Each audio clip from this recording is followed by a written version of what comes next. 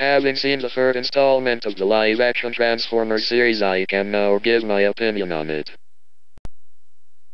This film sees Shia LaBeouf once again reprising his role as Sam Witwicky and follows the story of the Autobots learning of a Cybertronian spacecraft hidden on the moon, and racing against the Decepticons to reach it and to learn its secrets.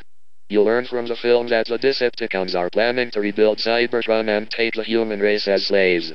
From there, all hell breaks loose as the Decepticons tear up Chicago while the Autobots fight to protect the Earth and its inhabitants. Early reviews of this film have criticized it for its annoying characters and generally weak storyline, and I partly agree with this. Personally, I found the first half of the film to be rather boring. It features a plot about the crew on Apollo 11 coming into contact with the Transformers, and while it was nice to tie it in with real-life events, it didn't really appeal too much to me. The second half of the film features much less of a plot and much more action than the first half.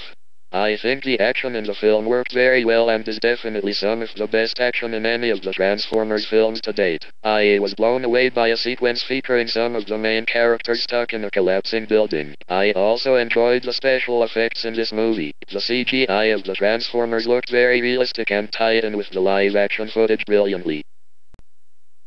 I happened to see this film in 3D at the cinema, but I did not think it was worth any extra money.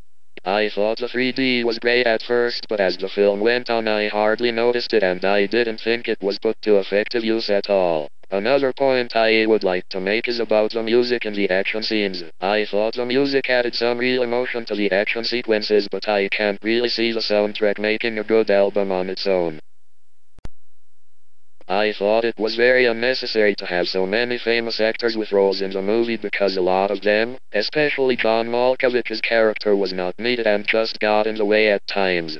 However, I did rather like the inclusion of Leonard Nimoy as Sentinel Prime because I enjoy watching Leonard Nimoy in the original series of Star Trek. I also think that the comedy in this film fell flat. This would not have been much of a problem except that there are so many attempts at comedy in this film.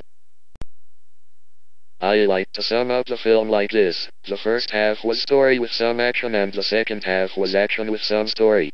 Overall, it's worth seeing for the action scenes, but don't expect much in the way of anything else. Overall, I'd give this film 3 stars out of 5.